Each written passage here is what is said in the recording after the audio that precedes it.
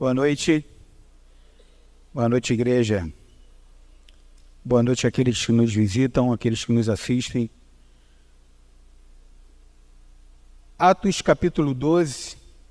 Queria seguir falando sobre o livro de Atos dos Apóstolos. Eu tenho procurado entender um pouco mais sobre esse livro. É um livro muito pertinente, muito atual, muito esclarecedor. Entendê-lo é importante para nós como igreja. E eu tenho procurado me debruçar na leitura desse livro, Atos capítulo 12, versículo 1 ao versículo 8. Diz assim: Por aquele tempo, mandou o rei Herodes prender alguns da igreja para os maltratar. Já começamos a perceber, assim, a gente já começa a perceber o quanto era um tempo muito hostil para a igreja. Fazendo passar ao fio de espada a Tiago, irmão de João. Vendo ser isto agradável aos judeus, prosseguiu, prendendo também a Pedro. E eram os dias dos pães asmos. Tendo feito prender, lançou no cárcere, entregando a 4 escoltas de 4 soldados cada uma, para o guardarem, tencionando apresentá-lo ao povo depois da Páscoa. Pedro, pois estava guardado no cárcere, mas havia oração incessante a Deus por parte da igreja a favor dele. Quando Herodes estava para apresentá-lo naquele mesma noite, Pedro dormia entre 2 soldados, acorrentado como das 2 cadeias e sentinelas. A porta guardava o cárcere. Eis, porém, que sobreveio um anjo do Senhor, e uma luz se iluminou a prisão, e tocando ele o lado de Pedro, o despertou, dizendo: Levanta-te depressa. Então, as cadeias caíram-lhe das mãos. Disse-lhe o anjo: Cinja-te e calça as sandálias. E ele assim o fez. Disse-lhe mais: Põe a capa e segue-me. Amém? Um texto poderoso. A gente sabe que o livro de Atos dos Apóstolos, ele foi escrito por Lucas, era um doutor, um homem de Deus, um homem que também era muito amigo do apóstolo Paulo. Esse livro, ele contém riquezas muito grandes sobre a nossa história como igreja. Nesse livro, a gente encontra milagres diversos, conversões milagrosas, como a do etíope e como a do próprio apóstolo Paulo. Sem contar as pregações vultuosas de Pedro, que na sua primeira pregação aproximadamente 3.000 pessoas se converteram. E numa segunda pregação, cerca de 5.000 pessoas se converteram. Tamanha era a graça, a unção dispensada a esse irmão. Também foi um período de intensas perseguições sobre a igreja. Muitos cristãos são perseguidos e mortos, como nós acabamos de ler sobre a história de Tiago, que foi morto a fio de espada. Porém, a igreja, ela floresceu muito. Apesar das intensas lutas e das grandes dificuldades. E olha que nós estamos falando de uma perseguição imposta pelo Império Romano e pelos judeus, que trabalhavam incessantemente para frear a expansão da igreja. Mesmo assim, o evangelho cresceu, se multiplicou, a igreja floresceu com uma capacidade impressionante de crescer no deserto. Um livro que eu li há muitos anos atrás, chamado Casas que Transformam o Mundo, ele fala que a igreja ela tem a capacidade de florescer no caos, como já descrito aqui no livro de Atos dos Apóstolos. Fazendo uma rápida sinopse, a gente entende que o livro de Atos dos Apóstolos, ele contém riquezas poderosas sobre a nossa história como igreja. E nós precisamos considerar alguns aspectos importantes desse tempo. Um tempo de hostilidades, um tempo de muita perseguição, mas um tempo também de um crescimento grandioso, poderoso da igreja. Ao ler o capítulo 12, nós percebemos um grande mistério de Deus. Pois Tiago foi morto por causa da sua fé, mas Pedro também, por causa da sua fé, foi poupado da morte. Ainda que nesse primeiro momento, que depois nós sabemos que historicamente Pedro morreu também, crucificado, martirizado, mas nós fazemos uma rápida comparação e a gente entende que Tiago foi morto por causa da sua fé e Pedro, por causa da sua fé, também foi poupado. Se nós formos ler o livro dos Hebreus, fala sobre os heróis da fé, também temos pessoas que foram poupadas da morte por causa da sua fé e outros porque por causa da sua fé também foram mortos. Mas por que alguns pela fé são mortos e outros por causa da sua fé são poupados? Eu creio que é a soberania de Deus. E nesse ponto eu consigo entender o que o apóstolo Paulo fala, quando ele fala: se vivemos, pelo Senhor vivemos, se morremos, pelo Senhor morremos, quer vivamos, quer morramos, somos do Senhor. Amém? Se vivemos, pelo Senhor vivemos, se morremos, pelo Senhor morremos, quer vivamos, quer morramos, nós somos do Senhor. É isso que importa. O grande problema, queridos, é que hoje vivemos um evangelho cada dia mais humanizado. E achamos que Deus tem a obrigação de realizar todos os nossos desejos e de nos poupar de todo sofrimento. Inclusive, nós achamos que podemos dizer para Deus como Ele deve agir com a sua igreja. Na nossa mente, nós criamos uma ideia de uma igreja perfeita, de uma igreja ideal, e se não for do nosso jeito, nós mudamos de grupos, como mudamos de roupa. E, consequentemente, nós estamos vendo na igreja brasileira uma igreja extremamente infantilizada, que não cresce, porque não consegue entender a soberania e a vontade de Deus, inclusive no sofrimento. Mas voltando ao texto, percebemos que a igreja primitiva estava diante de um grande problema, pois um irmão tinha sido morto e outro estava preso. Imagina você diante dessa situação. Imagina você diante desse grande desafio.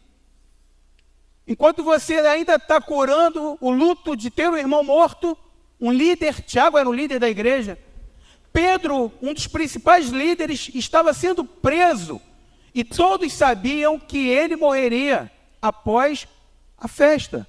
Então o ambiente era extremamente hostil, era um ambiente extremamente complicado e desafiador.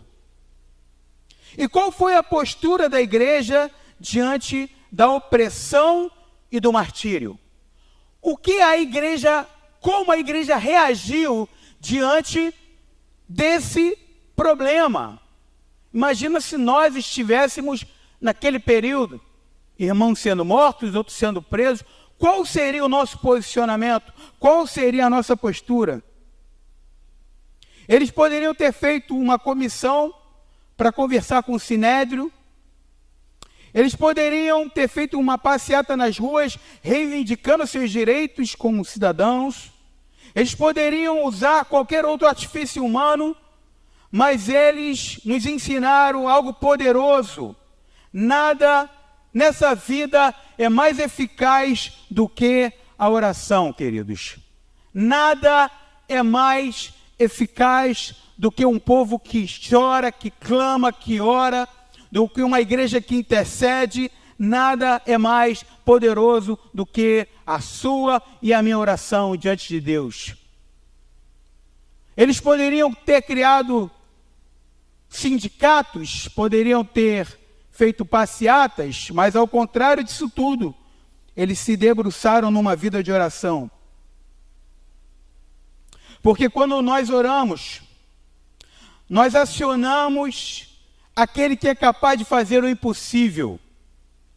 Quando nós oramos, nós conectamos as nossas fraquezas com a onipotência de Deus. Agora note comigo, eles oraram de forma incessante. Essa palavra incessante é a mesma usada no jardim do Getsemane. Jesus orava incessantemente, a ponto de transpirar gotas de sangue. Não é uma oração com um mantra. Não é uma oração só contínua e perseverante, mas era uma oração de agonia, de dor. Não é uma oração feita de clichês e de jargões. Não era uma oração decorada de palavras de efeito, bem pelo contrário. Foi uma oração de luta espiritual, de guerra com as forças das trevas. Não era qualquer clamor, não era qualquer oração. A intensidade a qual esses irmãos oravam era profunda, porque eles entendiam o que estava diante deles. Era uma guerra espiritual sem precedentes. O que estava em jogo aí não era um crime de opinião, mas era a sua própria vida, era a sua família, seus filhos, seus irmãos. Então era necessário mais do que oração de trivialidades. Era necessário um clamor intenso, de uma agonia por um povo, pelos irmãos que estavam presos. Existem momentos em nossa caminhada que de fato não temos mais aonde nos agarrar, onde os recursos acabam, onde não temos mais forças para nada. E nesse momento, surge do nosso interior a oração mais sincera. E eu te pergunto nessa noite, qual é a oração mais sincera de um pai? É quando ele ora pelo seu filho. Quem é pai sabe do que eu estou dizendo. Quando o seu filho está adoecido, a sua oração, ela é a mais sincera possível. Quando alguém que você ama está sofrendo, você ora com grande intensidade. Eu lembro que quando o Heitor nasceu, ele nasceu com uma insuficiência respiratória gravíssima. Ele poderia ter morrido. Os médicos, a pediatra me chamou e falou, olha, seu filho precisa ser entubado, internado, ele vai ter que passar por alguns exames para a gente entender o que está acontecendo com ele. A gente vai precisar transferi-lo para o Rio, porque aqui não tem vaga. Eu sei que tudo desaparece naquele momento. Eu me joguei no chão do banheiro daquele hospital e clamei a Deus como eu nunca clamei por ninguém na minha vida, porque a oração de um pai é uma oração verdadeira. Para a glória de Deus, Deus atendeu o meu clamor e meu filho está com 9 anos, vivo, feliz, saudável, porque Deus me poupou dessa dor. Porque a oração ela é poderosa, sim, para mudar quadros, reverter situações. Aí eu te pergunto, é uma pergunta que eu também me faço, será que nós estamos intercedendo e orando pela igreja como de fato precisamos? Esses irmãos aqui do texto oravam com agonia, com dor e com intensidade. Essa é uma pergunta que eu me faço. Qual é o meu clamor verdadeiro pela igreja de Jesus? É uma oração que de fato é uma luta espiritual contra as trevas, é um clamor verdadeiro, um clamor de uma agonia profunda, de um clamor verdadeiro. Qual é a intensidade das nossas orações pela igreja de Jesus? Mas veja bem, queridos, o Deus que ouve as orações, Ele vê também e ele também age. Vamos ao texto, no versículo 7 diz: Eis, porém, que sobreveio um anjo do Senhor, e uma luz iluminou a prisão, e tocando ele o lado de Pedro, o despertou, dizendo: levanta-te depressa. Então as cadeias caíram-lhe das mãos. O texto evidencia uma ação sobrenatural de Deus. Enquanto Pedro dormia, Deus agia. Quando nós oramos e descansamos, Deus age. Olha que interessante. A igreja orava, Pedro dormia e Deus agia. Agora eu me pergunto, como que Pedro conseguiu dormir sabendo que estava no corredor da morte? Como Pedro conseguiu dormir no meio de soldados? Eram alguns. Imagina a pressão emocional, a pressão das trevas, o diabo falando: você vai morrer, chegou a tua hora. Mas Pedro dormiu. Ele simplesmente descansou. Um coração descansado, ele não se precipita. O coração que entende o tempo e o modo de Deus não sai tomando atitudes do calor das emoções. Pedro não se debateu, Pedro não se reivindicou nada, Pedro simplesmente descansou, dormiu. Ele entendia que a vontade de Deus para aquele momento na vida dele era soberana.